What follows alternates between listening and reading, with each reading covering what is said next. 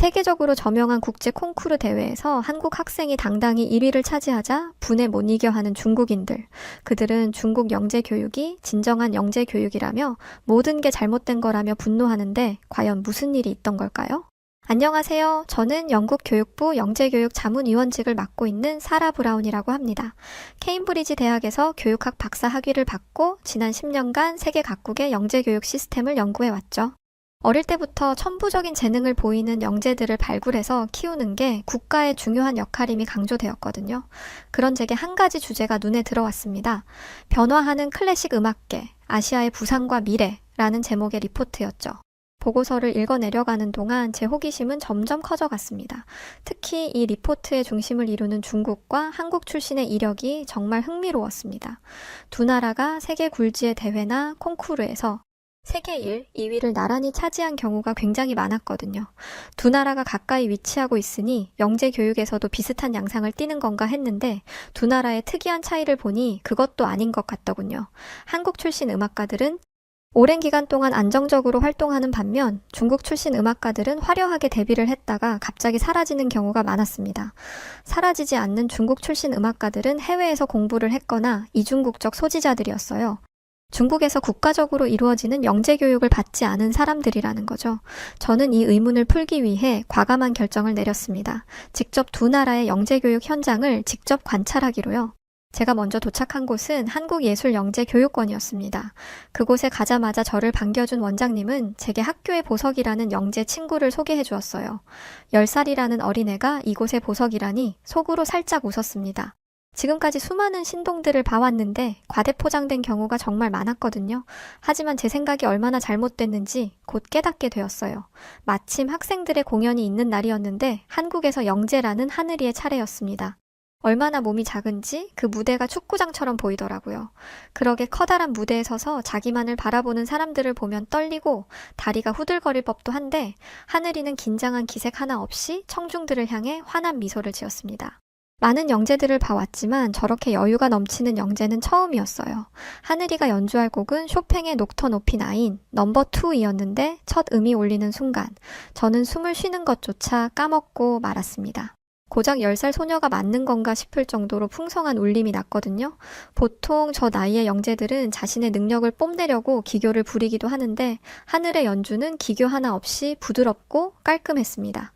하늘이는 마치 원곡자인 쇼팽과 대화를 나누는 듯 잔뜩 몰입한 상태로 연주를 이어나갔고 하늘이는 처음부터 끝까지 그야말로 완벽 그 자체의 연주를 선보였습니다. 하늘이의 모습을 보니 순수하게 음악을 사랑하는 그 마음이 느껴져서 온몸으로 감동을 받았어요. 수많은 연주자들의 훌륭한 연주를 들었지만 이런 충격은 정말 오랜만이었거든요. 저는 원장님이 왜 하늘이를 이곳의 보석이라고 하는지 충분히 이해했습니다. 하늘이가 수줍게 일어나 청중들에게 인사를 할 때 저는 저도 모르게 일어나 기립박수를 치고 있었어요. 저는 원장님의 소개로 연주회가 끝난 후 하늘이와 이야기를 나누게 되었습니다. 외국에서 유학을 한 번도 하지 않았다는 놀라운 소식을 들었던 터라 통역이 필요할 거라고 생각했는데 하늘이는 심지어 영어도 능통했습니다.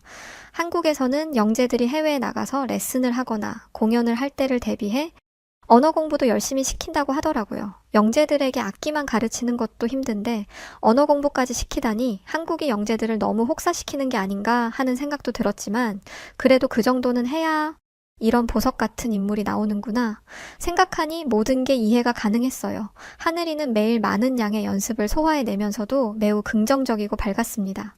연습하고 연주하는 게 힘들지는 않니? 라는 제 물음에 밝은 미소를 지으며 힘들기도 하지만 정말 행복해요. 제가 하고 싶은 걸 할 수 있도록 도와주는 선생님도 부모님도 계시잖아요. 라고 대답했죠. 영재 교육을 받는 아이들 중에는 자신을 향한 기대 때문에 부담감을 가지는 아이들도 많았는데 하늘이는 제가 봤던 영재 중에 그 누구보다 밝았습니다. 그런데 이건 하늘이가 다른 학생들보다 긍정적이기 때문만이 아니었어요. 그곳에서 만난 모든 학생들은 저를 볼 때마다 밝게 인사해 주었고 자기들끼리 앙상블을 이뤄서 합주를 할 때는 웃음소리가 끊이지 않았습니다. 제가 더더욱 놀랐던 건 한국영재원 학생들의 교육 방식이었습니다. 한국영재원 학생들의 연습량은 적은 편이 아니었지만 연습과 휴식 시간이 적절히 분배되어 있었습니다. 기초 연습 1시간, 본곡 연습 2시간, 휴식 30분 등등 이렇게 6시간을 효율적으로 나누어서 연습했죠. 6시간을 통으로 연습하는 것보다 적절한 휴식을 취해주는 게 훨씬 더 집중도가 높았습니다. 그리고 이 모습을 보니 한국영재원이 학생들을 혹사시켜서 이렇게 놀라운 실력을 가지게 된 게 아니라 훌륭한 환경에서 교육을 하니 학생들이 자발적으로 연습에 참여한다는 것을 알게 되었습니다. 이뿐만 아니라 학생들의 식단 또한 감탄의 연속이었습니다. 영국의 영재원은 보통 도시락을 싸옵니다. 자식들을 적극적으로 지지하는 부모들이 아주 신중하게 심혈을 기울여서 각자의 도시락을 준비해오죠. 그런데 이렇게 되면 가정 형편이 상대적으로 안 좋은 학생들은 소외감을 느끼기 마련입니다. 박탈감을 느껴 그것이 실력 향상의 원인이 되기도 하죠. 그런데 한국 학생들은 도시락이 아니라 뷔페식으로 식사를 하고 있었어요. 전문 영양사들이 학생들의 연령대에 맞추어 완벽하게 짜인 건강식단을 매 끼니마다 준비해주고 있었던 거죠. 영국 음식이 맛이 없다는 건 다들 알고 계실 겁니다. 그래서 저는 음식에 대한 욕심이 없어요. 한국 영재원에서 영양소를 맞춘 식사를 만든다고 했을 때 그렇다면 맛은 별로일 거라고 생각했습니다. 하지만 제 예상과 달리 맛 또한 너무나 충격적으로 맛있었어요. 솔직히 말씀드리면 한국의 급식을 먹자고 했을 때 걱정이 많았습니다. 영국인인 제가 한국 음식을 잘 먹을 수 있을까 걱정도 됐고 한국은 매운 음식으로 유명한 나라라고 들었기 때문이었죠. 그리고 한국식으로 음식이 나온다면 한국 학생들은 매운 음식을 많이 접할 텐데 그게 몸에 좋을지도 의문이었어요. 하지만 제 걱정은 전혀 쓸데없는 것이었습니다. 가장 먼저 나온 건 볶음밥이었는데 처음에는 뭔가가 많이 섞여 있는 게 낯설었어요. 그리고 살짝 노르스름하기까지 하더라고요. 카레 같은 걸 넣은 건가 했죠. 긴장감 속에서 한 입을 먹었는데 모든 편견이 사라졌습니다. 카레가 아니라 계란을 넣은 거였는데 야채와 계란, 쌀밥의 조화가 담백하니 너무 맛있었어요. 게다가 햄을 넣었는데 그게 스팸이라고 하더라고요. 솔직히 스팸이라는 걸 듣고 너무 놀랐습니다. 영국에서 스팸은 그리 좋은 음식이 아니에요. 그냥 먹을 거 없을 때 퍼먹는 정도죠. 그런데 그걸로 이렇게 고급진 음식을 만들 수 있다니. 한국인들이 먹을 거에 진심이라더니 이 정도일 줄은 몰랐습니다. 그리고 내심 원망하는 마음도 들었어요. 영국에도 쌀이 있고 야채가 있고 스팸이 있는데 저는 이런 음식을 못 먹고 산 거잖아요. 게다가 함께 나온 닭강정은 그야말로 미친 맛이었습니다. 그저 기름진 튀김일 거라고 생각했는데 바삭한 튀김옷에 달콤하면서도 매콤한 소스가 어우러져 자꾸만 손이 갔죠. 영국의 대표 음식인 피시앤칩스만 생각했더니 아주 제대로 뒤통수를 맞은 듯 했습니다. 이외에도 미역국, 김치, 여러 가지 반찬들, 후식으로 나온 요구르트와 과일 모두 최고였습니다. 음식들 사이의 조화도 좋았고 식판이 알록달록한 게 누가 봐도 건강식이었죠. 아, 왜 알록달록한 게 건강식이냐면 음식마다 고유의 색이 있잖아요. 고기는 갈색, 야채는 빨간색. 이런 식으로 말이죠. 그래서 영국도 그렇고 미국도 그렇고 학생들의 식단에는 빨간색이 꼭 들어가야 한다. 뭐 이런 규칙들이 있습니다. 그런데 미국은 빨간색을 대신에 토마토 케첩을 뿌려요. 토마토도 채소다 이거죠. 저는 이런 방법이 최선인 줄 알았는데 한국의 영양사 선생님들은 자연 그대로의 재료에서 영양소를 꽉꽉 채운 식사를 준비하는 능력자들이었습니다. 세계 모든 영재들이 이런 영양가 있는 음식을 먹으면서 연습을 하면 얼마나 좋을까요? 사람의 가장 기본적인 욕구를 채워야 예술적인 영감을 살릴 수 있는 게 아니겠습니까? 그리고 일부 국가에서는 영재를 국가의 영광을 위해 소모품처럼 사용하는 경향이 있습니다. 마치 물건처럼 말이죠. 하지만 한국은 학생들 한 명 한 명을 소중하게 여겼어요. 정말 감동이었죠. 제가 가장 놀랐던 건 영재원에 있는 학생들을 대상으로 하는 상담 선생님이 계신다는 것이었습니다. 그런데 제가 놀라니 한국의 모든 학교에는 상담 선생님이 계시더라고요. 학업 스트레스나 진학 스트레스, 학생들 간의 교우 문제, 심지어 가정 생활에 대한 상담까지 진행한다고 했습니다. 영국에서는 학생들의 개인사를 학교에서까지 책임을 져야 하냐는 인식이 강해요. 하지만 한국은 학생들을 정말 보호해야 하는 대상으로 생각하고 있었습니다. 의무적으로 학생들을 대하는 영국 선생님들과는 정반대였죠. 저는 영재원의 상담 선생님과 대화를 나누게 되었는데 그 대화에서 정말 엄청난 걸 깨달았습니다. 우리 영재원에 있는 아이들은 한 곳에 몰입하는 경향이 있습니다. 누군가는 그렇게 하니까 영재인 거다. 그렇게 하지 않으면 영재가 아니다. 라고 이야기하죠. 하지만 무언가에 몰입하면 지치게 되기 마련입니다. 어른이라면 아직 살 날이 많은 학생들이 지치지 않도록 돕는 역할을 해야죠. 몸과 마음의 균형을 맞추며 성장할 수 있도록 돕는 것 또한 영재교육의 일환입니다. 저는 왜 한국에서 수많은 영재들이 배출되고 있는지를 깨달았습니다. 그리고 왜 한국에서 배출된 예술가들의 활동 수명이 긴지도 알았어요. 저는 더 많은 시간을 한국에서 보내고 싶었지만 일정상의 문제로 바로 중국으로 넘어가게 되었습니다. 그런데 중국에 간다고 말하자 원장님이 저에게 주의를 주더라고요. 중국 영재원에는 가본 적 없으시죠? 사라 브라운 씨가 영재 교육에 관심이 깊으시고 행복한 음악 생활을 중요하게 생각하시는 것 같으니까 말씀드릴게요. 중국에 가면 충격받을 만한 일이 분명히 있을 텐데 너무 충격받지 마시고 영국으로 무사히 잘 돌아가시길 바래요. 그때는 이 말의 의미를 알지 못했습니다. 무슨 이런 경고를 하시나 했죠. 중국도 한국만큼 대단한 영재들을 배출하고 있는 나라인데 혹시 그걸 견제해서 그러나 한국 선생님들도 유치한 면이 있네 라는 한국 선생님들이 들으면 매우 기분 나쁠 생각을 하기도 했습니다. 실제로 중국에 처음 도착했을 때는 별 다른 이상함을 느끼지 못했습니다. 오히려 중국의 중앙음악원의 시설에 감탄할 뿐이었죠. 한국의 시설도 좋았지만 중국이 영재교육에 진심인 만큼 중앙음악원의 시설은 대단했습니다. 여기서 연습을 하면 영재가 아닌 사람도 영재가 될 수밖에 없겠다는 생각이 될 정도였어요. 이곳에 방문하니 음악원의 원장이 저를 이리저리 끌고 다니며 학교 자랑을 시작했습니다. 처음에는 흥미롭게 듣다가도 나중에는 피곤하더라고요. 그래서 이제 이런 설명 말고 학생을 한 명 소개해달라고 말했습니다. 그러자 원장은 학원의 자부심이라는 학생 한 명을 데려와서 소개해 주었죠. 여기는 우리 학원의 자랑 리밍입니다. 13살의 나이로 이미 차이콥스키 주니어 부분을 석권했죠. 이외에도 전 세계 콩쿠르를 휩쓸고 있고 몇 년 뒤면 아마 세계에서 가장 유명한 연주자 중 한 명이 될 겁니다. 이미 한국에서 하늘이를 보고 온 터라 아시아 영재들에 대한 기대감이 잔뜩 높아져 있는 상태였습니다. 설마 한국의 하늘이를 능가할 실력을 보여줄까 의심이 되면서 기대도 됐죠. 하늘보다 나이가 많으니 하늘이보다 더 실력이 좋을 거라는 생각도 들었고요. 만약 리밍까지 저를 놀라게 한다면 영국 영재교육의 틀은 아시아 영재교육에 맞춰 개편될 것이 분명했습니다. 리밍이 굳은 얼굴로 피아노 앞에 앉았고 건반 위에 손을 올리자 엄청난 기교와 테크닉이 필요한 쇼팽의 곡이 폭풍처럼 쏟아져 나왔습니다. 피아노 앞에는 앳된 얼굴의 소년이 앉아 있었는데 휘몰아치는 연주를 듣다 보니 온몸에 소름이 돋았죠. 왕 원장은 이 완벽한 연주에 박수를 보냈습니다. 그러면서 영재학원 학생들의 기량을 자랑했어요. 이 말에 의심을 하기는 어려웠습니다. 정말 수많은 영재들을 보았는데 중국 학생들처럼 완벽 그 자체의 연주를 하는 사람은 없었거든요. 저는 가만히 서 있는 리밍에게 연주 정말 잘 들었어. 이 곡을 좋아하니라고 물었습니다. 그런데 리밍이 왕 원장의 눈치를 보면서 대답을 잘 못하더라고요. 아주 간단한 질문인데 말이죠. 혹시 무슨 다른 이유라도 있는 건가 싶어 리밍을 자세히 살펴보는데 왕 원장이 리밍이 오랜만에 다른 분 앞에서 연주하는 바람에 긴장했나 봅니다. 얼른 쉬렴 리밍이라고 말하며 저를 거의 억지로 떼어놓듯이 연습실에서 나왔어요. 저는 정말 리밍이 힘들어서 그런 줄 알았습니다. 아니면 애가 숫기가 없는 편인가 보다 싶었죠. 하긴 연습실에만 오래 있다 보면 어른들을 대하기 어려울 수도 있을 거라고 생각하면서요. 그렇게 하룻밤이 지났고 저는 영재교육원 바로 옆에 있는 호텔에서 머물게 되었습니다. 시차 적응에 실패한 탓에 새벽 4시에 잠에서 깼는데 창문 밖을 보니 어둠 속에서 무언가 움직이고 있었어요. 무슨 훈련이라도 받는 건가 싶어서 지켜보는데 모든 학생들이 일제히 옷을 갈아입고 나와 운동장에 줄을 맞춰 섰습니다. 사이렌 소리가 난 지 10분도 안 된 시간이었어요. 학생들이 이렇게 나오면 얼른 선생님이 나와 뭐라도 해야 하는데 왕 원장은 20분이 지나서야 모습을 드러냈습니다.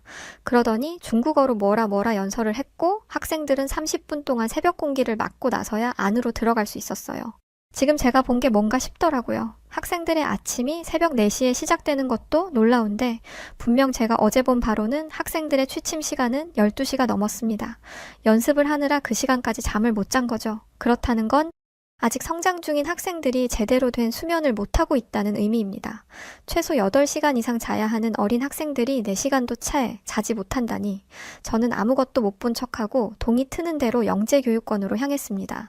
왕 원장이 끈질기게 따라 붙더라고요. 전날까지만 해도 이걸 왕 원장의 호의라고 생각했는데 새벽 시간에 일을 보니 이게 호의가 아닌 감시라는 걸 알게 되는데 얼마 걸리지 않았습니다.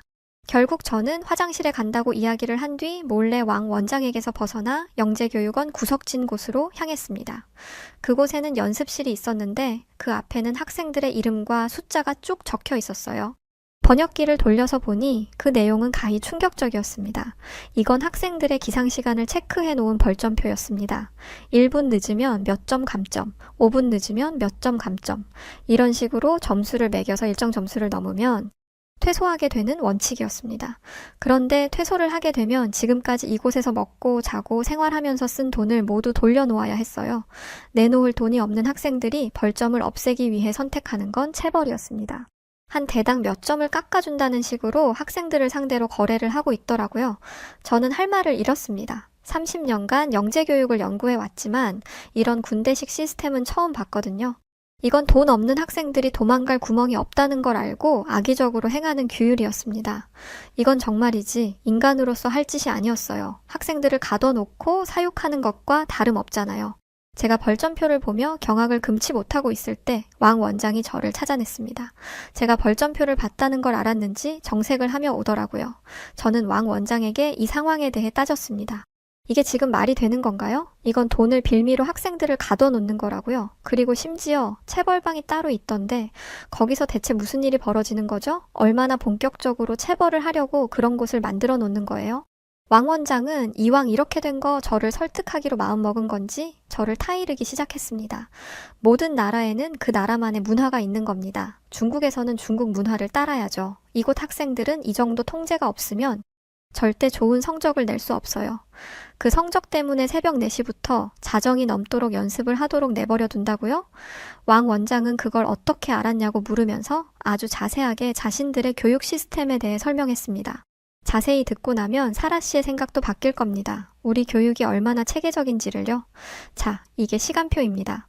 왕 원장이 건넨 휴대전화에는 학생들의 시간표가 있었는데 학생들의 시간표는 분 단위로 쪼개져 있었습니다. 빈틈없이 촘촘한 스케줄 속에 휴식이라는 단어는 찾아볼 수 없었어요. 심지어 면회 규정마저 끔찍했습니다. 한 달에 단 2시간 철저한 감시하에서만 부모를 만날 수 있었어요. 학생들이 부모들에게 괜한 딴소리 할까 걱정된 거였겠죠. 그런데 이것보다 더 기가 찬 이유가 있었습니다. 감정적 교류는 훈련에 집중하는 걸 방해합니다. 우리는 모든 걸 철저히 통제해요. 이게 전부 학생들을 위한 겁니다. 할 말이 많았습니다. 이건 음악이지 훈련이 아니잖아요. 음악에는 감정이 들어가야 하는데 이걸 배제한다니. 이게 연주하는 기계가 아니면 뭐란 말입니까? 자연스럽게 한국 학생들이 떠오르더라고요. 적절한 휴식이 섞인 시간표, 학생들의 마인드 컨트롤을 위한 다양한 교육 시스템과 상담 절차들, 이런 것들이 학생들의 정서를 안정시켜서 그 섬세한 감정이 연주에서 드러나는 것이었습니다. 반면에 중국 학생들은 감정 없이 기술만 좋은 로봇과 다름없었습니다. 왕 원장의 논리에 경악하고 있는데 왕 원장 뒤로 레슨을 받고 있는 학생이 보였습니다. 선생은 학생이 하나를 삐끗하자마자 피아노를 거세게 때렸어요. 악기를 다룬다는 사람이 악기를 함부로 내리치는 것도 충격인데 학생에게 공포감을 조성하는 행동이 비도덕적으로 보이기까지 했습니다. 점심시간도 마찬가지였어요. 왕 원장은 제게 우리는 학생들에게 무상으로 음식을 제공하고 있죠. 이런 나라는 아마 중국뿐일 겁니다. 우리가 얼마나 학생들을 생각하고 있는지 감이 좀 옵니까? 예? 라고 자랑을 늘어놓았는데 왕 원장 면전에 대고 한국은 진작에 하고 있었어 라고 말하지 못한 게 아쉬울 따름입니다. 그래도 점심시간이 있는 게 어디예요. 그런데 학생들이 유일하게 쉴 수 있는 시간이라고 생각했던 점심시간은 고작 30분이었습니다. 이마저도 늦어지면 나가라고 식당에서 내쫓았어요. 식당에 늦게 들어온 학생들은 제대로 밥도 못 먹고 음식을 입에 꾸역꾸역 넣으면서 나가야 했죠. 얼마 전까지 있었던 한국과 전혀 다른 모습이었습니다. 색의 비유를 한다면 한국의 영재교육원은 밝은 무지개색이었고 중국 영재교육원은 회색빛 그 자체였어요. 학생들의 눈빛에는 빛이 없었죠. 그 와중에 왕 원장은 뭐가 문제인지도 모르고 본인들 식단을 자랑하더군요. 어떻습니까? 우리 학생들이 먹는 식단은 완벽한 영양소를 갖춘 식단입니다. 저는 말했어요. 사람이 죽지만 않을 정도로 채워주는 영양소가 무슨 의미가 있죠? 자라나는 학생들에게 음식이 얼마나 중요한데. 이런 음식으로 학생들을 보살핀다는 게 말이 됩니까? 그러자 왕 원장은 또 한 번 말도 안 되는 소리를 했습니다. 그렇게 하나 둘 풀어주다 보면 요구하는 게 많아지는 겁니다. 이것도 해달라, 저것도 해달라. 그러면 어떡합니까? 이쯤 되니 저도 열이 받더라고요. 저는 왕 원장에게 말했습니다. 당신들은 학생을 대체 뭐라고 생각하는 거죠? 그러자 이렇게 대답했습니다. 당연히 나라를 드높일 국가의 재산이죠. 그러려고 이렇게 먹여주고 재워주고 가르쳐주는 거 아닙니까? 저 학생들이 여기 있는 이유는 우리 중국의 이름을 알리기 위해서지 다른 이유가 있는 게 아닙니다. 설마 했던 게 사실이었던 거예요. 왕 원장은 학생들을 도구로만 생각하고 있었습니다. 한국과 현저히 비교되는 태도였죠. 저는 왕 원장을 두고 몸을 돌려 나왔습니다. 그렇게 중국의 영재교육원에서 나왔고 영국으로 돌아온 저는 이 일을 가지고 보고서를 썼습니다. 앞으로 우리 영국이 나아가야 할 방향은 한국이라는 점이 명확해졌죠. 그렇게 얼마간의 시간이 흘렀고 영국 런던 왕립음악원에서 마스터 클래스가 열렸습니다. 이번에는 유럽뿐만 아니라 아시아 유망주들도 초청이 되었는데 참가자 명단에 중국과 한국의 영재들도 포함되어 있었습니다. 마스터 클래스는 대회는 아니었지만 각자의 연주를 들을 수 있는 시간이 있었어요. 경쟁이 아니었기에 모든 참가자들은 상대의 연주에 박수를 보내줬죠. 딱 한 팀, 중국만 빼고 말입니다. 이곳에서 만난 왕 원장은 저를 아주 죽일 듯이 쳐다보더라고요. 그러더니 여기 나와 있는 그 어떤 나라도 중국을 꺾지는 못할 겁니다. 라는 의미심장한 말을 했습니다. 왕 원장은 중국 학생이 무대에 올라가기 전 격투기 선수를 내보내는 것 마냥 뺨을 팍팍 쳤고 학생은 이내 무대로 올라가 아주 대단한 무대를 보여주었습니다. 모두가 기립박수를 쳤고 왕 원장은 자랑스러워했습니다. 그리고 다음 순서 한국 학생의 연주가 시작됐습니다. 그런데 한국 학생이 연주 마지막 부분에 살짝 삐끗한 부분이 있었어요. 하지만 모두가 박수를 쳤고 학생을 격려했습니다. 왜냐하면 그 학생이 한국에서 온 가장 어린 학생이었거든요. 이런 곳에서 경험을 쌓아보라고 내보낸 것이었으니 지적보다는 격려가 필요했습니다. 그런데 왕 원장은 이때다 싶어서 한국을 깎아내리기 시작했어요. 제가 한국 학생에게 가서 너무 뛰어난 연주였다고 칭찬하자 언제 들었는지 달려와서는 이게 지금 연주라고 한 겁니까? 한국 선생들은 너무 아니란 거 아니에요? 나라를 대표해서 나온 자리에서 실수라니. 최고로 잘하는 학생들을 세워도 모자랄 판에? 라고 말했죠. 갑자기 나타나서 무슨 행패인지 저는 왕 원장에게 경고했습니다. 하지만 그는 멈출 줄을 몰랐어요. 우리 중국이 하는 게 진정한 영재교육입니다. 한국이 자꾸 거슬리게 올라오는데 절대 우리를 따라올 수 없어요.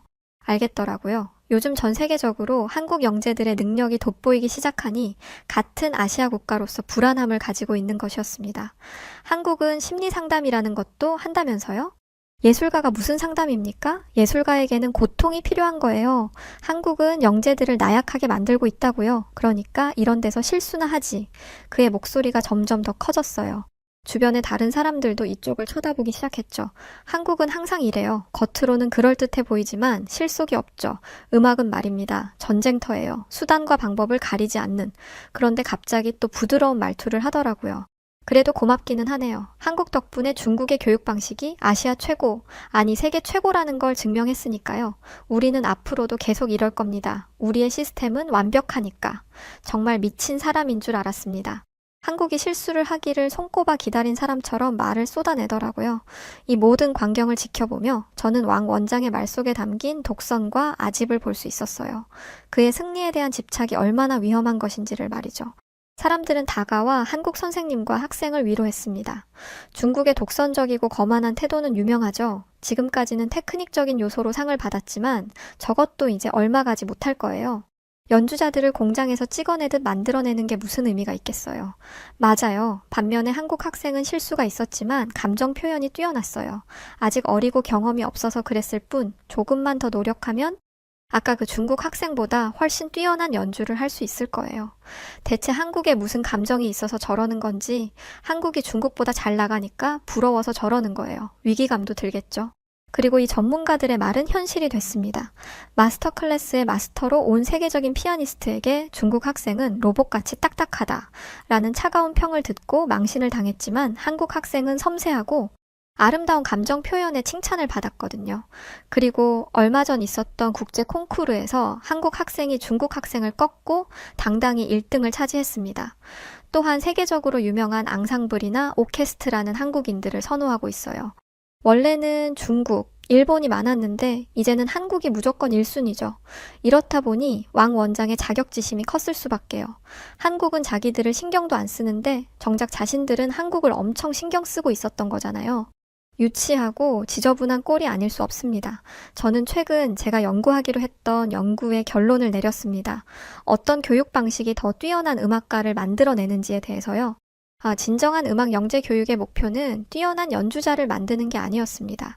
한국처럼 지속 가능한 성장을 이뤄내는 것이 영재 교육의 진정한 의미였죠. 이런 모든 것들이 학생들을 지탱해주니 음악가로서 무럭무럭 튼튼하게 성장할 수 있던 것입니다. 저는 한국의 영재 교육을 보면서 확신하게 됐습니다. 영재 교육의 진정한 성공은 아이들의 재능을 얼마나 빨리, 얼마나 극한까지 끌어올리느냐가 아니라 그들이 얼마나 오랫동안 자신의 재능을 사랑하며 발전시켜 나갈 수 있느냐에 달려 있다는 걸요. 앞으로도 한국에서는 지금까지 그랬듯 수많은 영재들이 태어날 것입니다. 저는 그 학생들이 한국을 빛내고 나아가 세계에 영향을 끼치는 뛰어난 사람들이 될 거라고 보고 있죠. 우리 영국도 이런 한국영재원의 운영 방식을 본받아 노력하겠습니다. 네, 오늘 사연은 여기까지입니다. 와, 진짜 좀 충격적이네요. 학생들을 군대처럼 그렇게 가르치고 있다는 이야기를 듣게 되니 소름 돋습니다. 한국 아이들은 자발적이고 어른들은 그런 아이들에게 응원만 할 뿐이죠. 아이들이 즐겁고 아이들이 행복한 일을 하는 것만 봐도 우리 한국의 어른들은 흐뭇하고 자랑스럽게 생각하고 있으니까요. 대한민국에서 앞으로도 훌륭한 인재들이 태어나길 기원해보네요. 자, 오늘 사연 어떠셨나요? 저는 또 다른 분의 또 다른 사연으로 다시 돌아오겠습니다. 영상 끝까지 시청해주셔서 감사드려요. 그리고 항상 사랑하고 늘 고맙습니다.